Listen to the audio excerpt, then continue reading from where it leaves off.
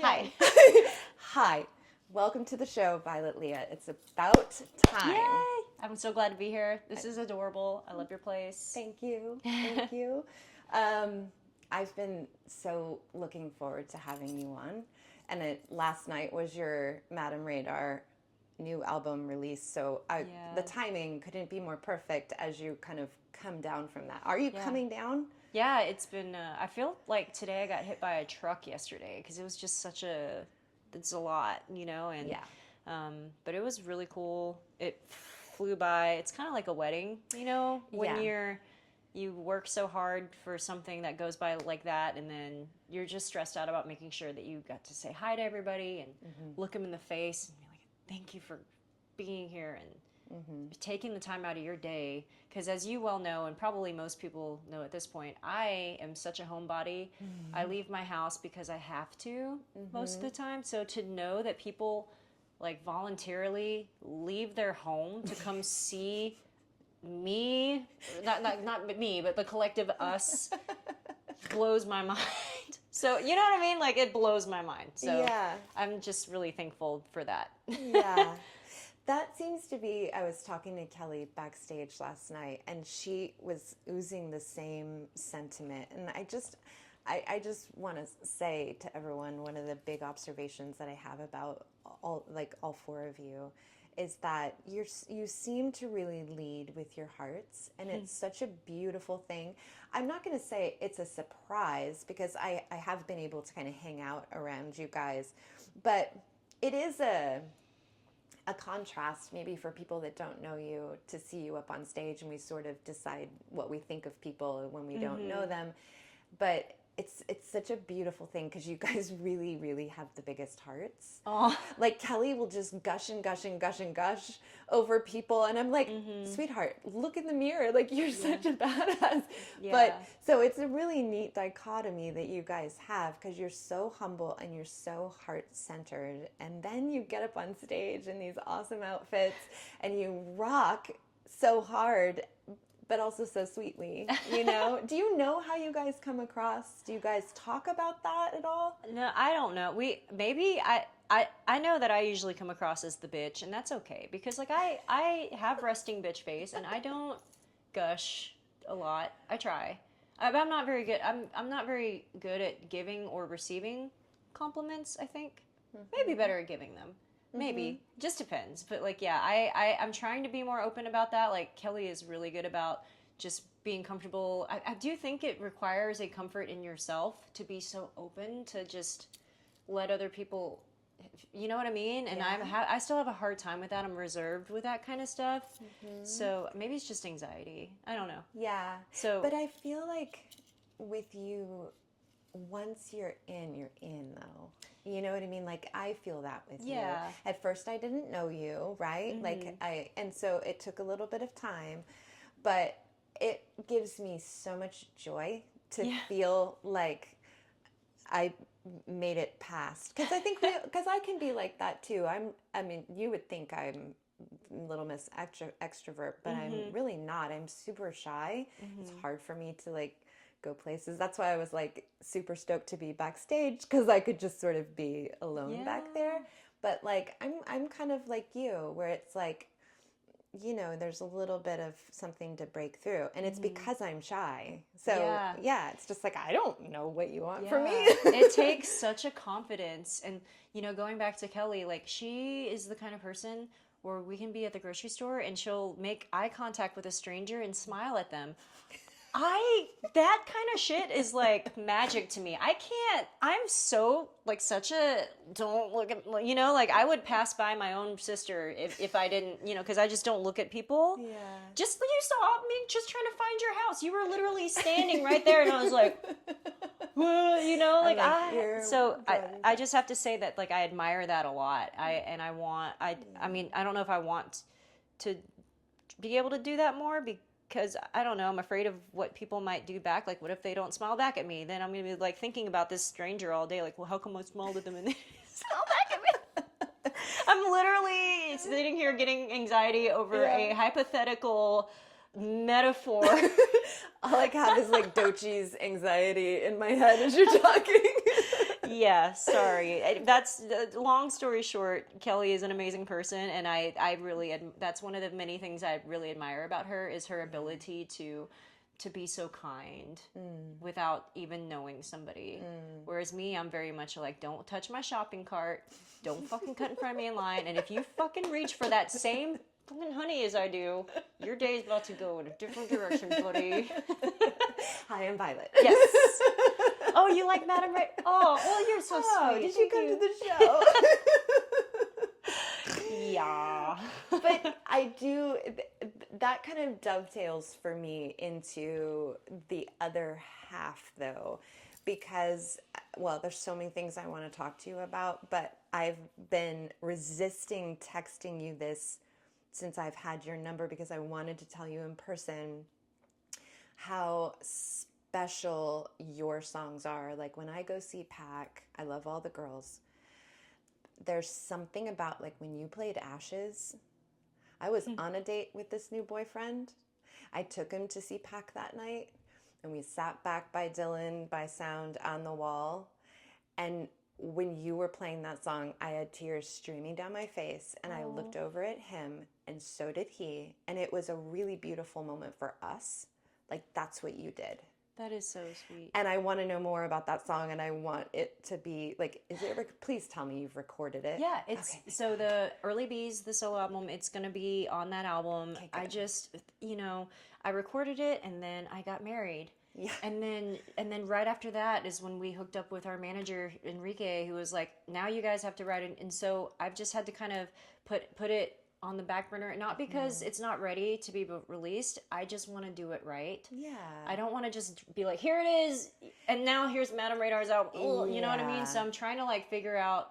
I want to release 2, maybe 3 singles. I already did the Early Bees. Yes. The next single is called Pale Blue Dot, which is one that I play piano on, and it's might be one of my favorite ones on the album. So now that our Motel release is done, Cody's gonna help me finish editing that video because I recorded it on a beautiful baby grand piano.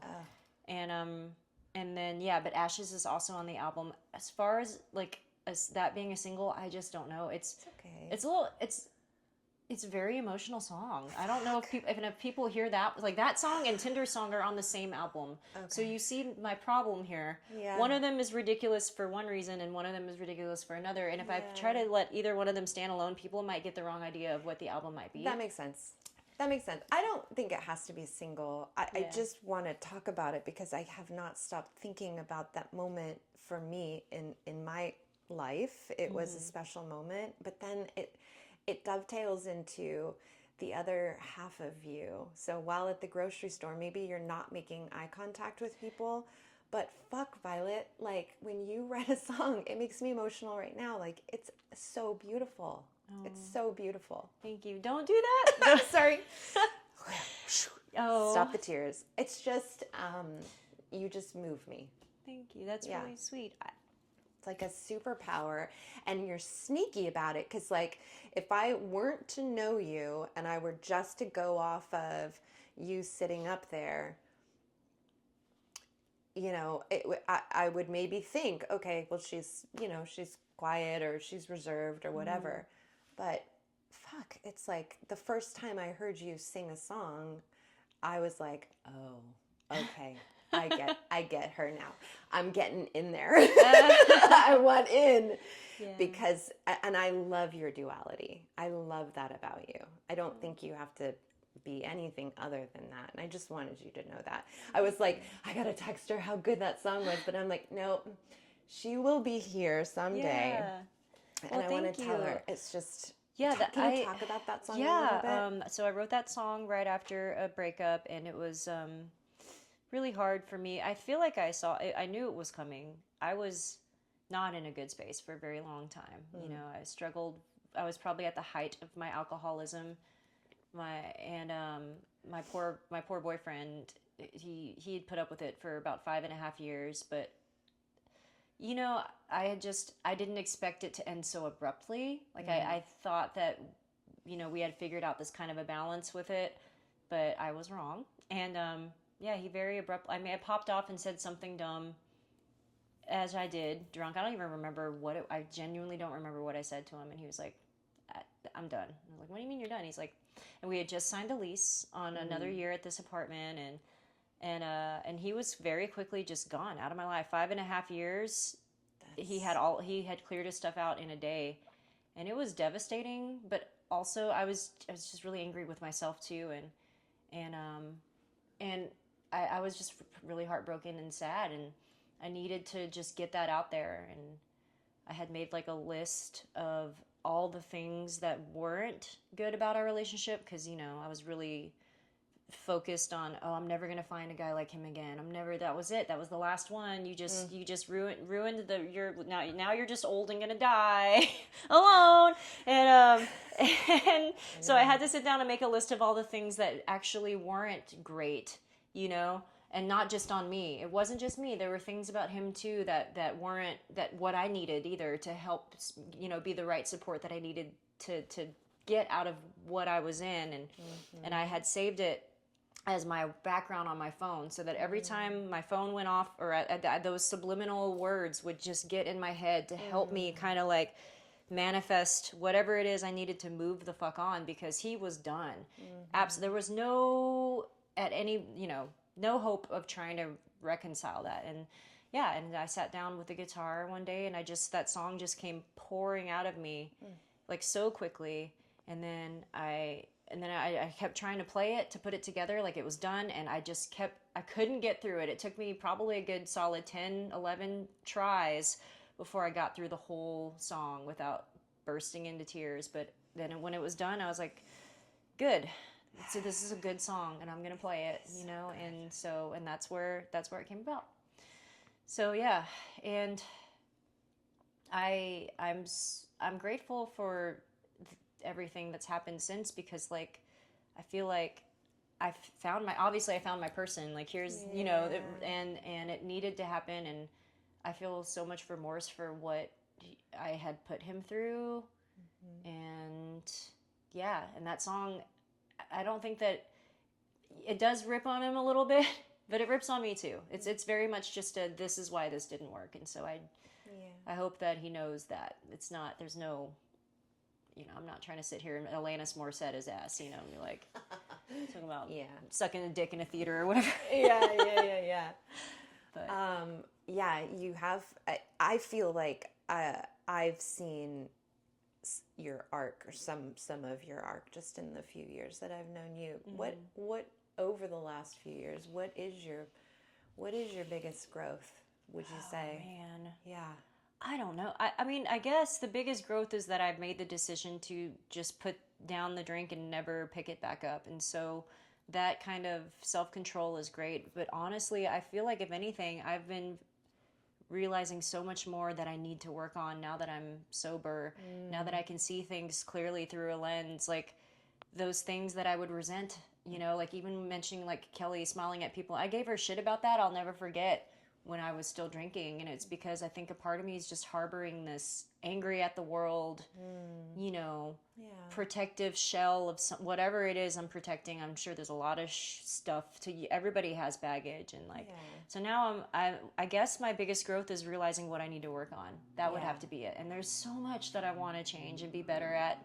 Making eye contact with a stranger. I actually, the other day, I was listening to a podcast or something and walking around in the grocery store, and I was like smiling, and I accidentally looked at somebody, and guess what? They smiled back. See? And I was like, oh, that's what that feels like. Does anyone watching, do they get permission if they bump into Violet at the store? We're going to smile.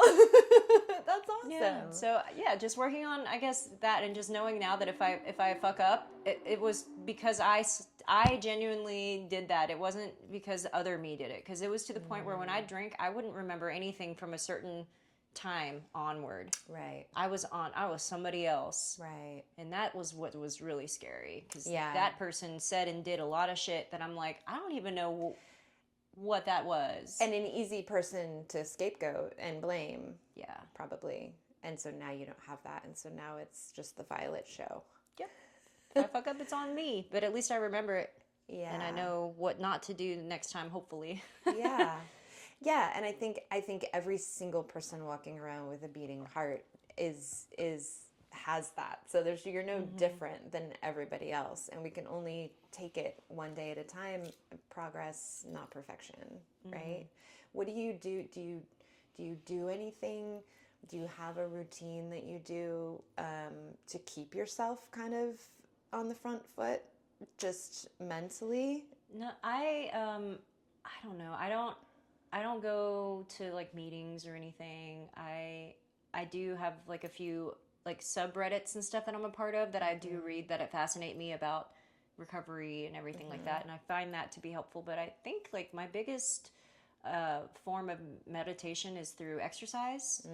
I love going to the gym, and then also my crocheting. Like it's my time to just think. I think about everything when I crochet. Your brain just, I would assume, like I have a meditation practice, but the way I do it is like I open the front door, I open the back door, and like whatever needs to come through can come through. I'm not trying to keep my mind empty. In fact, I'm like, let's process some shit, you know? But so activities can be like that too, where you're just like, you're open and you can just like let things go through. How long did it take for you to kind of get like really good at the crocheting? Because you're really, really good at it. Thank you. Like, I think I've been serious about it for like 10 years now, like serious. Okay.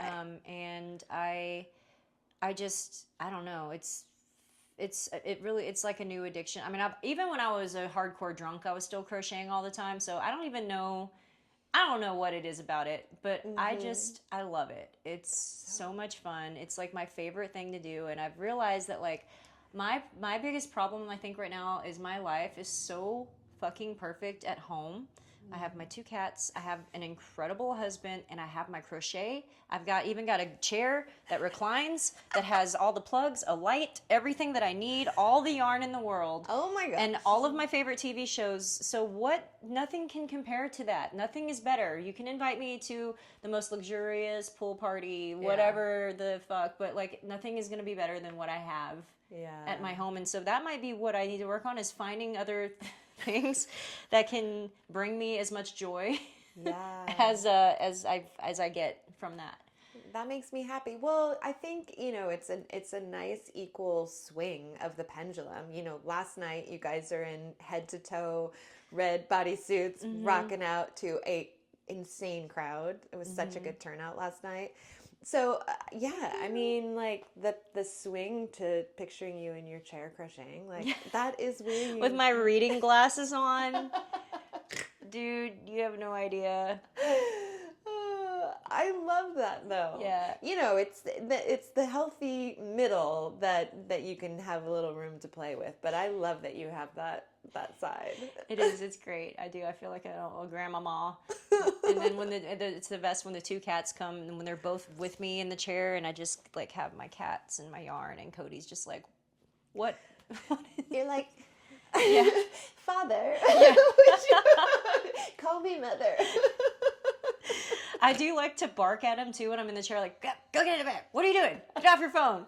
So he's like lovingly, I've nicknamed it my cunt chair, because like, that's my favorite word. Yeah. Oh my gosh, I love that you said that.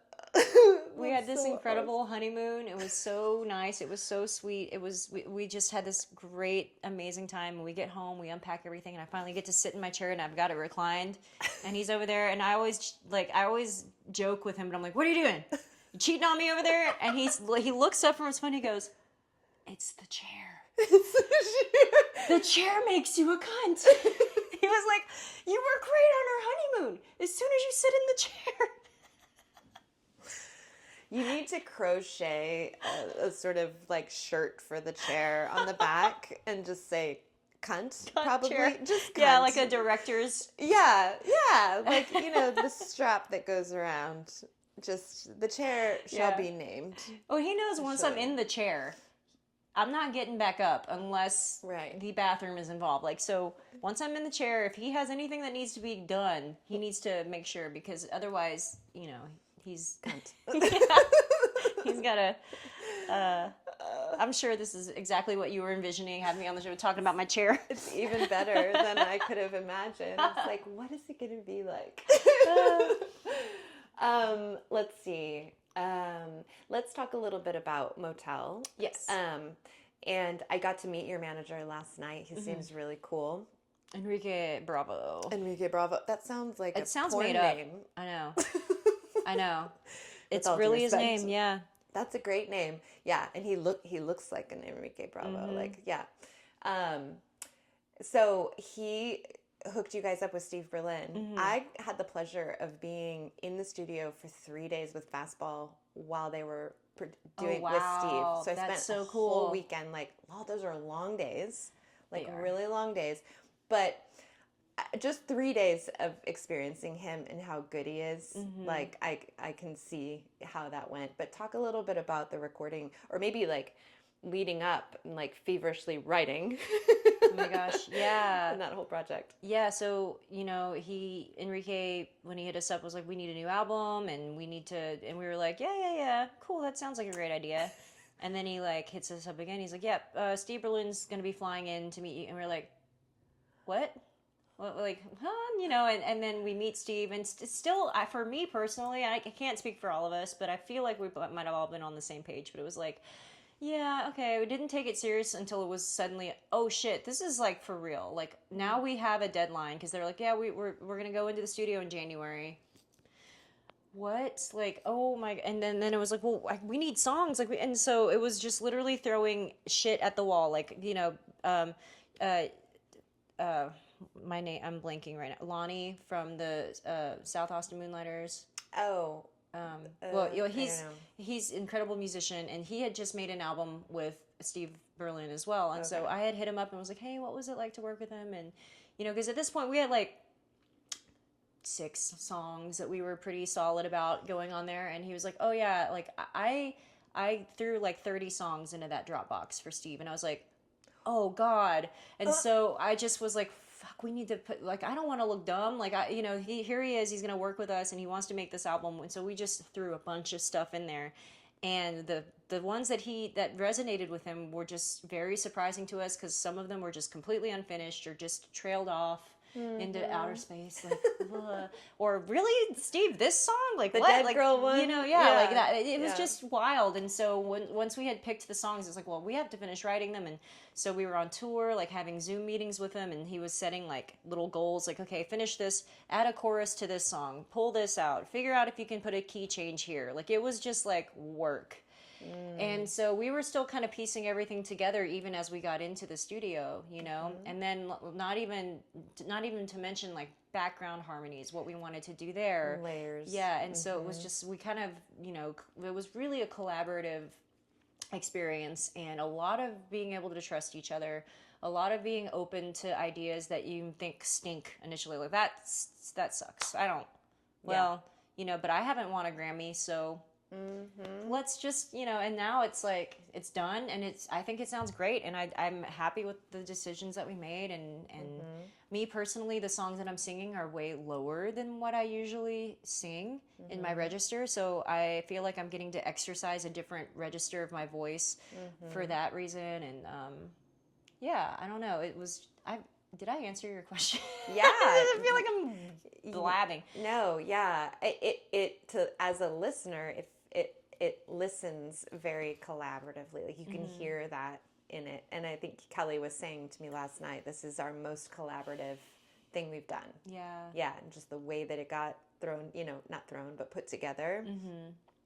Let me see. So I think sometimes, I remember when I learned kind of the role of a producer, when I was in there with him specifically, I kind of realized, the producer's kind of like another band member in a lot of ways. And I don't know if people really know that. I don't know if that really gets talked about as much as it should be, because the producer has so much say. Yeah. Or at least the ushering of like direction, Talk a little bit about that and how that went with him. Did you really kind of need that from him, or like, what's the give and take there? Like, I'm sure it's a little bit of both, right? Of like finding the way of a song. Yeah, I think having a producer, it's so important to be able to have somebody, a third party there to tell you, hey, I think you have a better take than that, or sing it like you feel that, you know what I mean? Like, it's somebody to have this emotional, there's so much to it, but this is just kind of what I took from what he did. He had a lot of things that he helped us with, but for me, what is crucial is to have a third party to tell me personally, like, it sounds like you don't have the confidence in this part yet. Like, do it again, or stuff like that, because that kind of stuff, that kind of performance is what separates a song that'll, I think, sit well with somebody, and you don't know why, versus one that doesn't. Yeah, that, like, intangible. Yeah, and you don't know personally what you look like. Oh, this is going to be a weird example, but sometimes whenever we're doing something or taking photos or making a video, I will, in my mind, I'm so expressive, and then you play it back and I look like my face isn't even moving. You know what I mean? Yeah. So it's the same thing with singing. Sometimes you might think that you're doing a certain thing, but it takes somebody from the outside looking in to tell you, no, do it this way, or try this, and he was really great about that. And then picking instrumentation to things, getting a killer drum sound to come out of the drum, so it just doesn't all sound like a wash. Like, God, these are just all things that, like, when I was naive and I thought that I could just pull up GarageBand and put a drum loop on and make a hit. Right. And you realize, nah, man, like, it takes, it can be hard. It can be hard work, and it takes a lot of trust in somebody to do that. Yeah, it reminds me of, like, a birth doula. It's like that third party when you're having a kid. Yeah. And it's like that third person in there going, like, okay, I know you can do this. Don't worry about that. Don't worry about that. Just focus on singing this line. Yeah. Right? Just focus on what you're supposed to be doing. So it feels very like, that third party would be helpful. What is your relationship personally with music? Like, how do you listen to music? Do you listen to it to feel more, to feel less? Do you put things on repeat till you kind of get through it? What's your individual relationship with music? These days, I probably listen to it mostly when I'm exercising to get moving, sometimes I'll look to it for inspiration if I'm finding a dry spell in my writing. But I will be completely honest and say that I feel like my relationship with music has lessened a lot since I've started doing it full time. So when I'm not on stage or at a venue, I want quiet. And if I do want to listen to something on the road, it's usually a podcast or talk radio, because I find myself, I can't passively listen to music. I think about it too much now, like, and it emotionally exhausts or mentally exhausts me, because I'll think about, like, I wonder who thought of that, especially now that I know what producers do and stuff. Like, I wonder who decided to put a key change in there and then take their vocals and make them backwards and like that, and it's just almost like work now. And that sucks, because, like, I do still love music, I really do. And if I do find myself wanting to listen to something, there's this app that I use. It's called Radio Paradise, and it's this couple who have been running this radio station, I want to say, for over 10 years, because I've been listening to them at least that long, from their home. There's no ads. They don't make any money off of it, but it's donation based, and you can hear anything, like, from Beyonce to Mozart. You know what I mean? Like, they play everything that they like. And so I love that Radio Paradise. I'm plugging it because you just don't even know what you're going to hear. You might hear trance music. You might hear the most hickory country song you've ever heard in your life. But it's all so good. Like, their taste really resonates with me. So whenever I'm trying to find inspiration or new artists, that's probably my main channel for music now. I don't go to Spotify because it tends to be too specific. It'll latch on to one. You like this Blink-182 song? Let me play you 3 hours of stuff that sounds just like it. I don't want that. Like, I like to have all over the place genres. I can't just listen to the same kind of thing for too long. Totally. Yeah, I get like that too. Like, even today I had to drive for a little while and I was like, complete silence after, like, going to a show last night, or I listen to a lot of music just to prep for the show, and I'm always trying to find new people, and I will have days where I'm just like, none, because I think about it too. I go probably a little too deep. And that's sometimes driving, just the wheels on the road, or when I write some of my best songs, because I have the space to let ideas in. Yes, I will text myself constantly thinking of little couplets and stanzas, and sometimes that happens too. Like if I am listening to music, one word or one little picture will inspire something completely boomeranged back to me, you know? So, but driving in the shower are like the two places where it's like, fuck, now I gotta get out and write that. Hey, you know, like I'll call, you know, to text myself. And the reverb in the shower is like, I know, wonderful. Right? It's like the perfect spot. Yeah, I was curious about that because, well, talk a little bit about your path to music as a kid, little Violet. Oh, I want to see a picture. I was a dork. I've always loved music. When I was 4 years old, my mom got me a guitar, and I played that thing for hours and hours and hours. I learned every demo on it by ear. It was like my favorite little. I loved, and I begged them for piano lessons, but we were poor country bumpkins. Like I grew up on a plot of land, literally 20 miles from anything, like just middle of nowhere, farm. Where? And about 2 hours north of here. Oh. Roughly, like in between Coppers Cove and Gatesville. Okay. Pidcoke, like nothing there. Okay. And like, so because both of my parents worked, they couldn't afford to be driving me to piano lessons or, you know, doing sports and stuff. So when you're home, you're just home. It's too hot to walk outside anywhere. Yeah. So yeah, I would spend hours playing the guitar, but my true passion was drawing. I loved to draw. I always had sketchbooks with me. It was like my crochet. I always had sketchbooks, map colors, and I started illustrating my own poetry. I loved poetry books. I was obsessed with poetry because my mom got me this like Mother Goose poetry book when and it was like, it's the weirdest. I still have it. It's the weirdest book ever. It explains so much about my childhood and why I am the way I am now. Like dark, weird fucking shit. I love that. Dude. These poems were, but yeah, so I started illustrating my own poetry and stuff, and then when 6th grade came around, I was so convinced I was going to be an artist, like a visual artist, and we could join art, band, or choir. I joined art, of course, because I'm going to be an artist. I was an amazing drawer. I could draw the Lion King better than anybody in my school. And I get in this art class, and there were so many kids enrolled in it that the teacher didn't even have enough desks for everybody. So we were like leaning against the wall while they're trying to figure this out. And this little lady pokes her head into the room, and she's like, excuse me, like knocks on the door. She's like, my name's Linda Grogan, and I'm the choir teacher, and we only had 6 students sign up for choir, so if anybody would want to come join. And I felt so bad for this little lady, because here she is looking at a classroom of 60 kids who didn't want to join her choir. Yeah. And I was like, I just did it because I felt sorry for her. I was like, I'll come.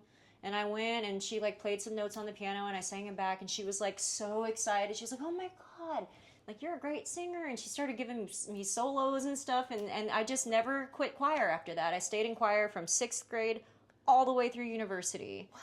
And I wanted to be a choir director. That's what I wanted. And when I auditioned to my college, they were like, we can put you in the education program, but we'll give you a scholarship if you join as a vocalist, like vocal performance major. So I was like, okay, I like money. So yeah, and then I did that, and then I realized I fucking hated opera, and I didn't want to do that the rest of my life.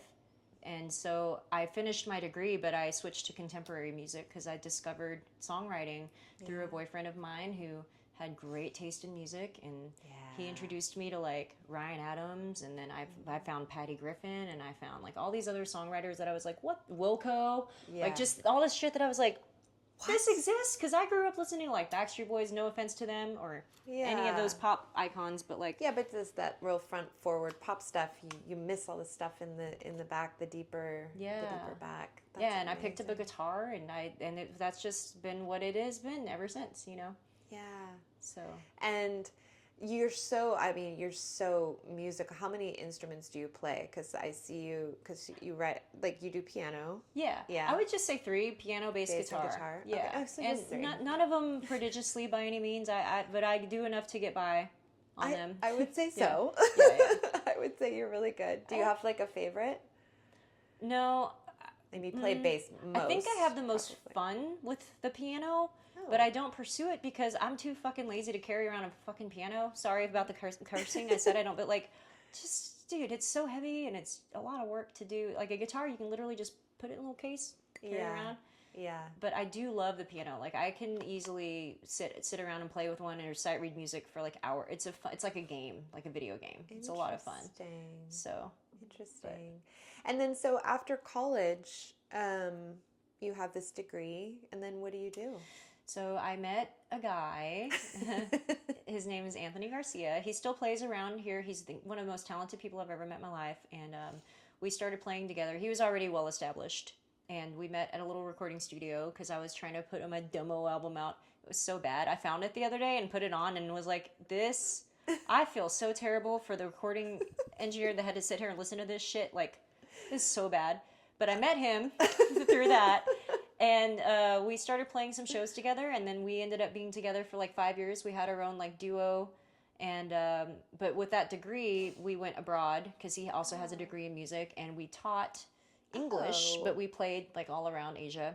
Yeah. And then we ended up splitting up, and when I came back to Austin, I was like ready to get back into music full time, and so I joined a cover band, which was for a very short amount of time because it just wasn't my scene. Yeah. And then I waited tables for a couple of years until I found the Craigslist ad for the Texas KGB at the time. Yeah, talk about that. Yeah, I was eating some cereal and literally just scrolling on my laptop, getting ready for my shift at the pizza place. I was a terrible server, by the way. I was so bad. It's like I can't hide what's here in my eyes. Can you imagine? Complete disdain. Yeah, I was not good at that job. Hi. What do you can I want? get for you? No, we don't serve ranch dressing here. We're out. It's Neapolitan style pizza, you fucking asshole. Oh, you have a gluten allergy? It's literally in the air. It's a pizza place. What the fuck do you want from me? No, get out. It was not. I was not good at that. But yeah, Texas KGB. It was, and I immediately saw some young, attractive people, and I was like, huh, like that could be kind of. And the drummer was really hot. And I was like, all right, like I don't really play the bass, but, and I said that, I was honest with them when I sent them my resume. I was like, yeah, I know you're looking for a bass player. I play guitar, but it's like the same strings on the bottom, so. So I could like do it. I could like, I was just like, I will rent a bass and we can try this out. And if you like me, I'll buy a bass rig, like a real one, and we can like, and the rest is history. Like no way. Yeah. Did you vibe with them right away? I mean, yes. It sounds like you did. I mean, it takes forever, especially with me. I'm such a slow burn. Like, it takes me a long time to get, but they welcomed me in right away, like family, like that, because that's just how they are. It took me longer because again, I was at the height of my alcoholism. Right. I was just kind of a shithead, and I'm really glad they didn't give up on me because to be completely honest with you, if it were the other way around, I don't think I would have tolerated my ass for 6 months, Yeah. Gone. Yeah. So. And then so that hot drummer. Yeah. Was that like pretty immediate, or was that was a slow, like? I mean, I thought it was hot and everything, but he was such a baby when I met him. He was like 20. Oh God. Are you guys how many years apart? 7 years. Oh, okay. He had to have been 24. It's 30, 31. Yeah. He's just a baby. He was like, that's a baby to me. And so, his brain's not even fully formed. Yeah. It's still not. I mean, he's still a little baby. Get up in the morning. Cody, put it in the... He's going to love that.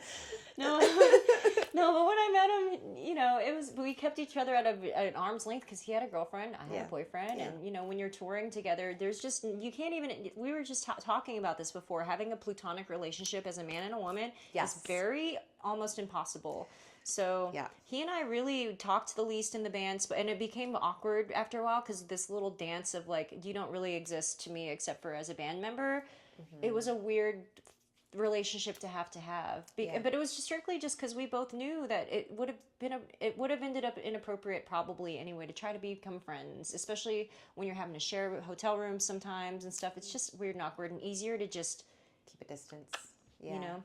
And then after my boyfriend broke up with me, suddenly he was Mr. Feelings and talk about your feelings, and I'm here for you if you. Oh, my baby Cody's here for you if you need a baby shoulder to cry. I'll stop. I'm sorry. I love you, Cody. But no, it was he really opened himself up to me and showed me who this beautiful person that Kelly always swore was there, because Kelly and Cody are brother and sister, for those of you that might not know. Yeah. And they are each other's favorite person in the whole world, and like she would always talk about what a great person he was, and I was like, cool. I mean, I kind of think he's a dick, but found out I was wrong. He's a really beautiful human being, and once the walls were down, and it really was like a no-brainer. I just knew that we were gonna end up married. And what a beautiful story. Well, I didn't tell it with the most elegance and beauty that it probably deserves, but I mean, we literally farted into each other's buttholes. That was how we knew. We were sitting on a hammock like this one night, drinking, and we had our little legs wrapped around each other, and our butts were like touching. And I ripped this fart that vibrated the whole hammock, and he was like, in mid-laughter, ripped one right back at me, and it was like, that we knew. We knew that we were gonna get married. That was like the engagement rings. Yeah. Fart rings. Yeah.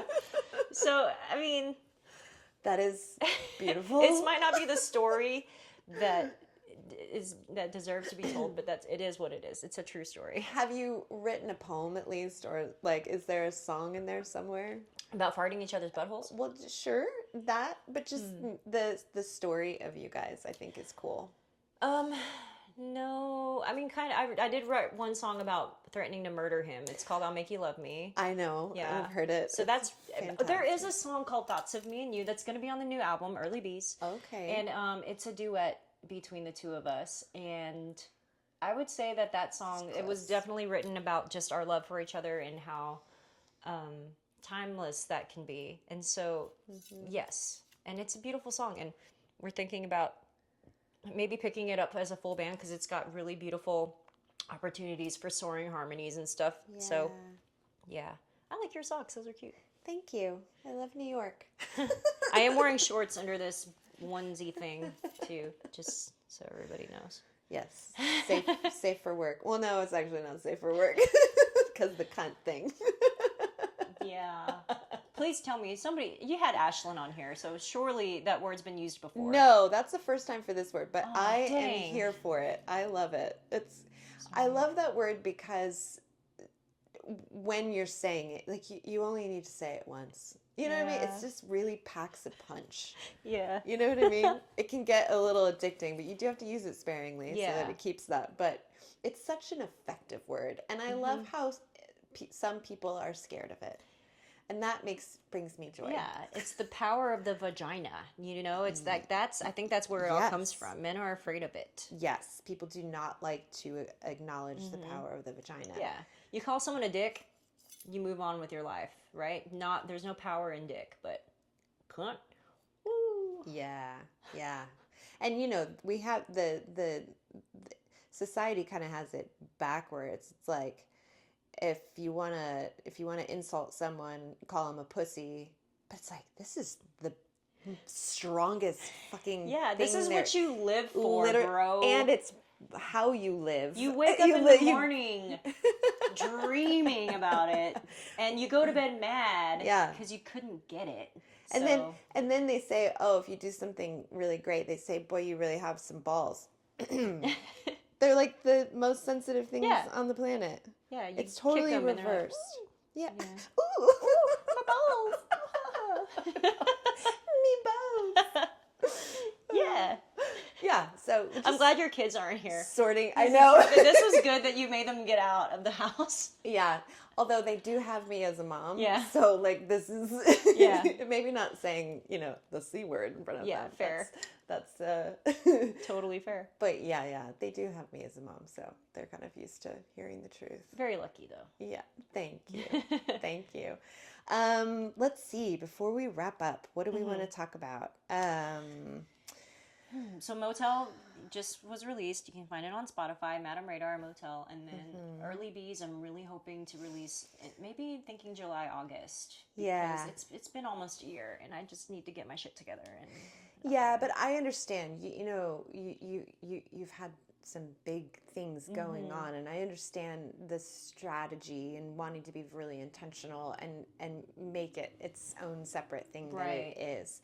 I just, the only thing I want right now is I just want you to send me privately Ashes. I just want to hear Ashes. Yeah. Like, sometimes you just want to hear a song that like is gonna make you cry. Yeah. Yeah. I'm keen to hear that again. It was just really, really powerful. Well, thank you. Yeah, I do. I love that song. It was just a very honest, all of the songs on this album came from a place of my heart being ripped out, Yeah, Early Bees, I was listening to that again, and can you talk a little, because it is a really, I love the way that you chose. There are lyrics in it, obviously, but then there's a lot of space in that song, and it's very powerful where you intentionally leave space. I love digging into you and figuring out how your brain works, because you're just a deep ocean, I feel like. So talk a little bit about that song and what is it about? So Early Bees was when I decided to get sober, I went cold turkey. I didn't go through a detox. I probably should have. Definitely should have. I was going from drinking a handle of vodka by myself, like clearing one of those that big in like 2 days. And that's just at home. That's not even when I was like drinking out at the... Gotcha.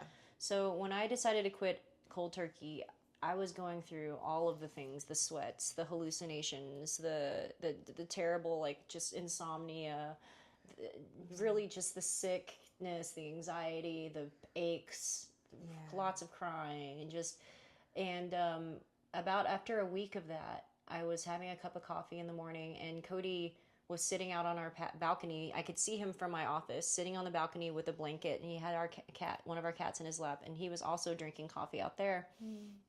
And this bee starts coming around because he's got honey in his coffee, and I could see him like with his book, like swatting at this bee. And I remember thinking, like, man, drunk me was always in bed right now, hungover, missing out on these opportunities. And now here I am thawing out. It really did literally feel like I was thawing out. Like my ears kind of were like, that altitude change, like, but just slowly over the course, like your whole body feels like a pressure change as you're getting this shit out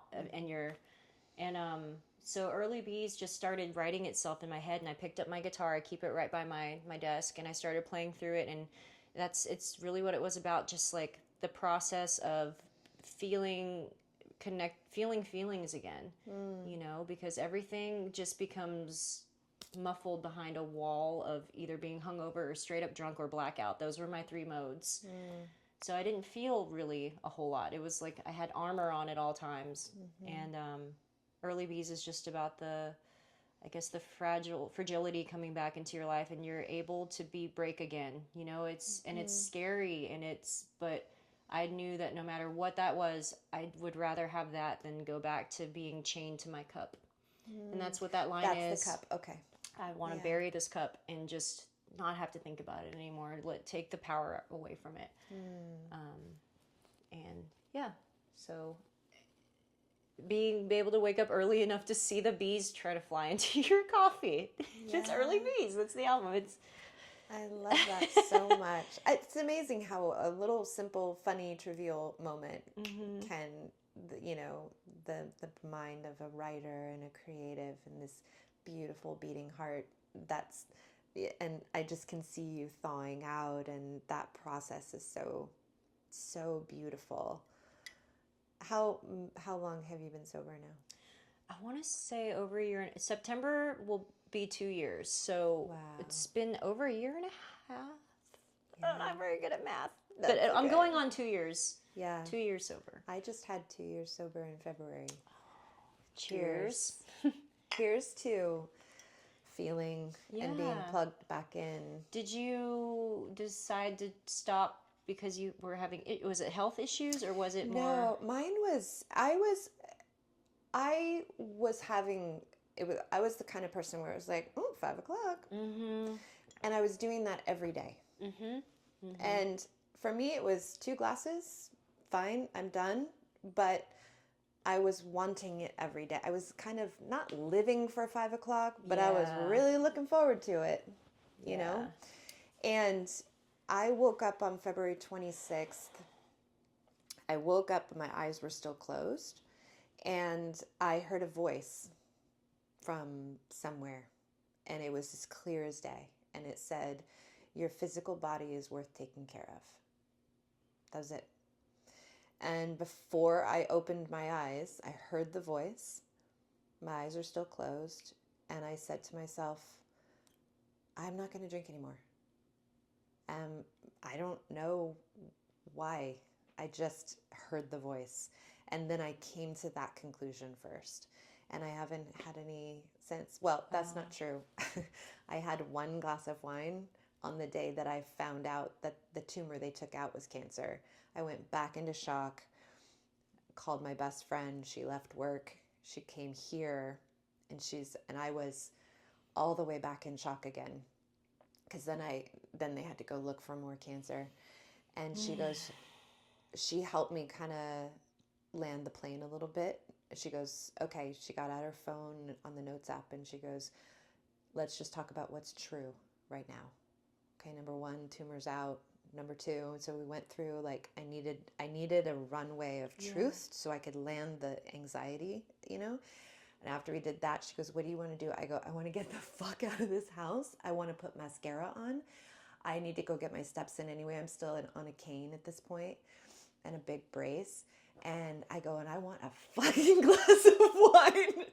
And that was it. I had 1 glass of Pinot, and that was it. Did you feel like buzzed, or did it affect you that much? No, I think because I was still so in shock that I never even thought about that again. Mm-hmm. So for me, it's like, it's a real easy thing for me to admit or talk about, or because it was like, I was so propelled into just a different part of like headspace. Yeah. So for me, it was just about that I'm going to get something that I want. Yeah. That was it. I was like, I'm so tired of giving and like suffering. I had just been suffering for so long physically, you know, and going through the paces. And so for me, it was just like a goddamn glass of wine. Like, seriously, can everything not be so heavy? Mm-hmm. Yeah. And so I have had that, but honestly, if I hadn't decided that, then I wouldn't have started taking Pilates, and taking Pilates is what showed me that my back was hurting. And then it turned out to be this tumor that I've had for 10 years. Wow. They said I had cancer for 10 years, but I wouldn't have known that if I wouldn't have stopped drinking and started Pilates. So that voice. That's so scary. Yeah. Yeah. It was so big, it was about to burst my vertebrae. And they had to remove my vertebrae to get in there. But like it was bowing out my spinal column. Yeah. So do you have any idea, like, would you recommend just going and getting x-rayed every year? Like just a full body scan, or like what, how do you? Yeah, that's the thing is this tumor, it was presenting as sciatica. So when I was doing all this Pilates, I couldn't bridge. I was having massive, incredible, like debilitating bouts of sciatica, but it was really just the tumor was pushing on every single nerve at the base of my spinal cord. There was by the time I had it out, I had no reflexes, my waist down. You could do all that. I had none. Yeah. And so, this is a really rare tumor. 20,000 people in the world have it. So I don't think it's something... You're so special. I was like... Wow. I know, I heard that. I was like, should I go buy a lottery ticket? Yeah. Like, am I the one? Buy me one too. Yeah. Exactly. Jeez. But going back to just the getting sober and, you know, everyone has their own fingerprint on that. I hate the word journey, but that's what it is. But it leads, it it leads to so much more growth. And it opened, for me, it just opened so much. Like, as long as I have something in my hand, I'm great. Same. Yep. I'm really great. I actually I miss like the romance of red wine, but that's about it. Yeah. I don't miss feeling drunk because I was such a lightweight anyway, you know? So I've really learned that this is the trick. Yeah. Have something in your hand, set yourself up for success, and stay in gratitude. That's how I do it. Yeah, I love it. And that's what I tell people too when they're like, how are you sober and going like to shows where you're around? And it's like, I still drink my ass off. There's just no alcohol in it anymore. Right. You know, like I drink I still love my beverages. They just don't have to have vodka in them anymore. Yeah. And there's so many great alternatives now. Yeah. I love Buddies. It's a THC drink that the Community Brewing, they sponsor us, and they gave us some one night. And I don't really smoke weed. I've just never been good at it. Yeah, me it too. hurts. I always ruin it for everybody else because look. But the Buddy drink, I tried one night and I slept so well. And so now, you know, I'll go to Specs, I walk right in, go over to the Buddy section, and I get like however many we need for the week, and I have one and sometimes two a night. And I just let it like take me off because I do know there were a million reasons why I drank, but a big part of it was I've always had a hard time sleeping. I've always been a night owl, always been like a rebel when my mom would be like, time for bed. And I'd be like, oh, I'd just lay there awake until like 2 o'clock, 3 o'clock in the morning because my brain would be racing. Yeah. So having that to just calm myself down at the end of the night and just drift off easily into sleep. But I want to make it very clear for like the first year, I didn't discover the Buddies until maybe 4 months ago now. Oh, okay. So for the first year, I didn't have it, didn't need it.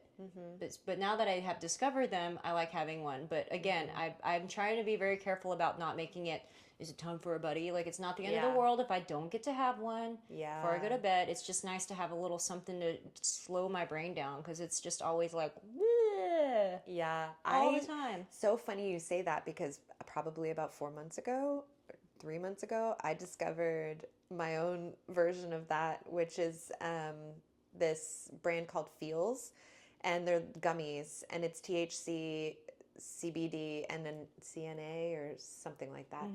And one of those gummies, mama is out. Yeah. And I feel so refreshed. I'm up at 6. Yeah. I feel so refreshed. But just that little help to sleep. Yep, it's nice. It's really, really nice. But I feel the same way where I'm like, Kat. Yeah. Like, just make sure, you just don't get hooked on that. It is fun though. Like sometimes the things that come out of my mouth, if I've had a Buddy, because sometimes a Buddy, it'll be the same can, same package, but one will just hit me harder. Oh. And Cody told me the other night that we were in bed and like I'm like half asleep and he hears me go. That's probably after maybe 5 or 10 minutes of silence, and he's drifting off and he hears me go. He's like, what? And I go, on the 12th day of Christmas, what did my true love give to me? And he's like, huh. And he's like rattling off. He's like, okay, well, the 12th day is this, and the 11th day, blah. And he gets like to around 5 golden rings, and I go, what the fuck are you? Shut the fuck up. I'm trying to sleep. And he was like, you asked me. Like, I'm like, why are you talking about that? And he was like, you literally sat up and asked me. And I didn't even remember. I was like, shut up, where are you? Oh, that's so funny. Powerful stuff. I don't even like Christmas songs. That's not the Violet brand. I'm the Halloween queen. Halloween only. Yeah, so I don't know. Yeah.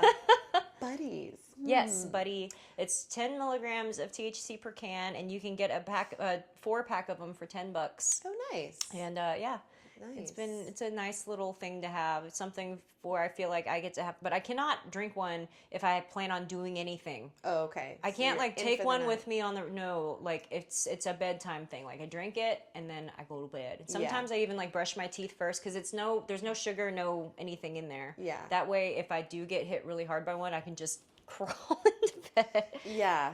Yeah.